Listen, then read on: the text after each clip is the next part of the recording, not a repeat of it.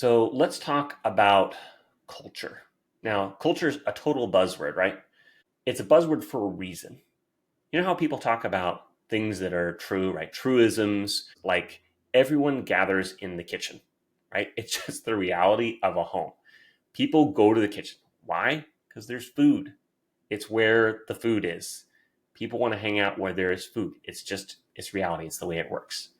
All right, we're going to talk about some truisms in the world of process culture. Now, I know culture, again, like I said, is kind of a buzzword, but it's something that I think a lot of people write off because it is a bit of a buzzword. We say, it's not really that important. I don't want to spend time investing in culture.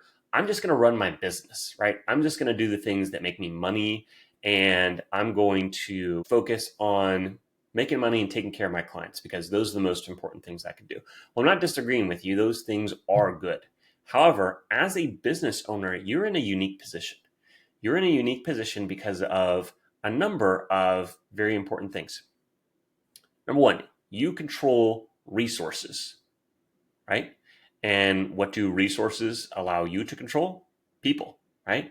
For better or for worse, as someone who has been able to create value and share that value with the marketplace, you've created a need, right? And you now need people to help you support that need and provide that service to the marketplace.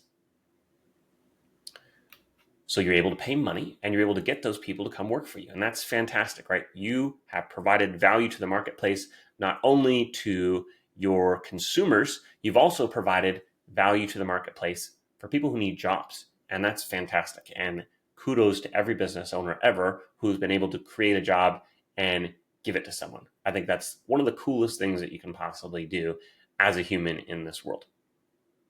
Now, where am I going with this? Well, as someone who creates value and also controls where that value goes, you have the opportunity to impact culture. All right, now I know I'm being very esoteric here and talking about culture as this very, what's the right word? This is where I want to insert that Matthew McConaughey meme about Fugazi. It's a wazi, it's a woozy, it's a... Culture is kind of like that. It's something that we feel about. It's not really something that we can touch very well. But regardless, culture has an impact on us that is incredible, right? The culture that you have in your home, in your family, in your country, in your business, these are all things that are real. What is process culture? Well, let's talk about it for a second here. So process culture, as I would define it, is having a culture within your business, family, church, fill in the blank, whatever, of looking for and creating systems consistently. Now, the key word there is consistently, meaning over and over again, meaning it's a process, right? So what am I looking for when I say, let's create a process culture? Well, I want to create a culture within your business where your team is constantly looking for opportunities to create another system. Now, it's not just having systems for the sake of having systems, right? That's stupid. You don't just want to have systems that don't actually add any value to you. But when you can create a system that changes the way that you do business for the positive, then that is a system worth having. Now, you might think that some systems are too small. I don't know that I would agree with that. In fact, I heard a really fascinating take on this from Peter Lohmann, I want to say 6 months or a year ago. And he was talking about how he has a process to turn off the lights in the office. And this is such a small thing, right? I can't think we just remember to turn off the lights. Well, the system needs to exist because there's a problem that needed to be solved, i.e. the lights weren't getting turned off. Okay? So how do we make this happen? Well, in this case, it's not a very fancy system. All that they did is they took a piece of paper and wrote down, here are the steps. In fact, I think they did this in on a 3x5 note card. It wasn't even like they didn't go and create a Google Doc or create some fancy thing. They just went to that 3x5 card, wrote down, here are the steps, turn off the lights, flip this switch, not this switch, make sure you turn on the alarm, lock it, etc. And where did they put this process? Well, they laminated it, and then they put it right on the wall next to the door. Okay, that is a great example of having a process culture. That's process popping out of our brains and showing up in a real life kind of a way. In a, here's something that actually happens every single day, well, I should say 5 days a week.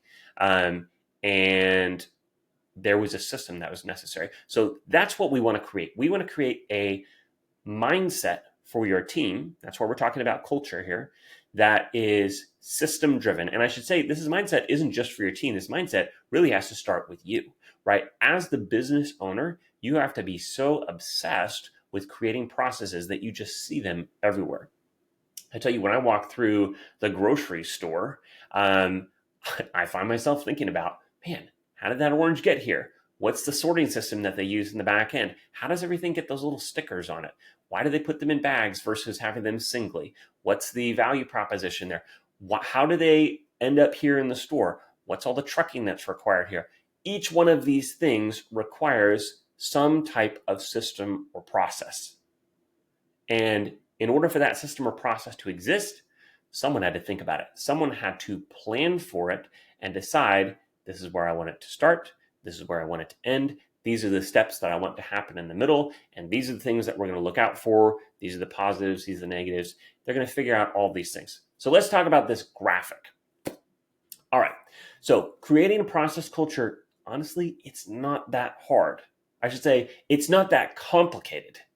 It is hard, but it's not that complicated. So let me start that over. Creating process culture is not that complicated. It's just hard. Like most things, if you want to create a good habit in your own life, let's say you want to get up in the morning at 5 o'clock. It's not that complicated. You just have to get up at 5 o'clock. Is it hard? Heck yeah. Who wants to get up at 5 o'clock? But is it worth it? Yes. Can you make it happen? Absolutely. But what's going to be required for you to get up at 5 o'clock? You're going to need a system. I heard a guy talk about his system for getting out of bed in the morning is that he would lay in bed after he woke up or his alarm went off, and he would count down in his head, 3, 2, 1, and then he would get out of bed, right? That was his mental framework. If he didn't get out of bed when he said 1, then the system was broken. It's a very simple system. It's not complicated. It's just hard. You just have to be consistent. That's it. Consistency. Consistency is key. All you have to do is follow the process. So let's talk about this graphic. In this scenario, all you need to do is start improving your business processes, right? We're just talking about looking at how your processes are running. As you look at how your processes are running, you're going to start to have some ideas. Maybe this is broken. Maybe this is working really well. How can we take what's working really well over here and bring it over here? Maybe if this part is broken over here, I'm going to look at this other part of the business. Well, heck, it's broken here too. Maybe we can apply the same system. Or maybe we need to try something else completely. But we're going to start with improving the business processes. Now, as we improve the business processes, you're going to gain clarity. You're going to know what's going on in your business. You're going to understand different issues and challenges. And this, because you know about it, and because you're going to document the issues, you're going to start tracking them, and it's going to create accountability, right? Your team is going to get better because they're going to know, hey, my boss is watching X. My boss knows that our average maintenance ticket time is 17 days to complete. And we're now paying attention to that. So if we start paying some attention to it, we're going to see those things, at least in theory, get better. So there's a wonderful story about Henry Ford and how one day he visited a factory. He walked into the factory, and I don't remember the specifics of what they were making at this factory, but let's just say they were actually building the entire car. I'm not sure if that's actually correct. But let's say they were building the entire car, and Henry Ford walks in, and he asks the foreman, hey, how many cars did you build during your shift? You've got an 8-hour shift. How many cars did you build in that time? And he said, well, we built 5. And Henry Ford takes a piece of chalk out of his pocket, walks over to the wall and writes a big 5. And then he leaves. And it's the end of the shift. So all the guys are gathering around. We got this big 5 on the wall. What the heck? Why did Henry Ford just write a big 5 on the wall of our factory? Nobody knows. But the foreman and his team start packing up to leave. Here comes the next group, the next shift, right? These are factories that run effectively 24/7. Here comes the next shift. They see a big 5 on the wall. They say, hey, what's with that 5? Well, we told Henry Ford that we built 5 cars and he put a big 5 on the wall. Okay. So the next day, the next shift comes in. There's no longer a big 5 on the wall. There's a 7. You can tell what's happening here. Competition. This is human nature, right? When we see someone do something, we want to do it better. We want to create the better version of what it is they're doing. So we want to build in team accountability. When we create accountability by starting to look at our numbers and track them. It creates competition. It creates sometimes a little social pressure for your team to do better. So back over here to our graphic, when we start looking at numbers, because we've gained business clarity, because we've started improving our business processes, we're going to get team accountability, which is going to result in efficiency increases, right? Our team is going to get better. They're going to get faster. And as we grow better, as our skill increases, our capacity goes up. We have the ability to do more than we did before. And as your team gets more efficient, your business is going to experience growth. Your business will grow. Now, it may not grow in every single aspect of the business, right? If your team gets really efficient in your operations, your capacity is going to increase. That doesn't necessarily mean that your sales are going to increase, but we're going back around the cycle, and now we're looking at improving our sales and marketing processes. So we're going to improve our sales and marketing processes. We're going to gain clarity around the holes and issues in our sales and marketing. We're going to increase our sales and marketing team accountability so that we know how well we're doing over time. We're actually going to pay attention to it. We're going to see efficiency. Our capacity will go up.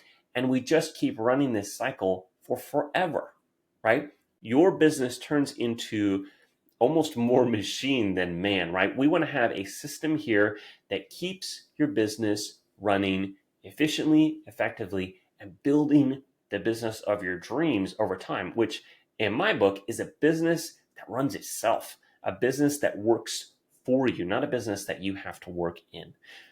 I want to create value. I want to create jobs. The best way that I can do that is making a systematic way for my team to provide amazing service to our clients, to have a wonderful client experience that's the same every time, where each client gets a wonderful outcome, and where I can see that business consistently hit the market and reach people and have amazing outcomes.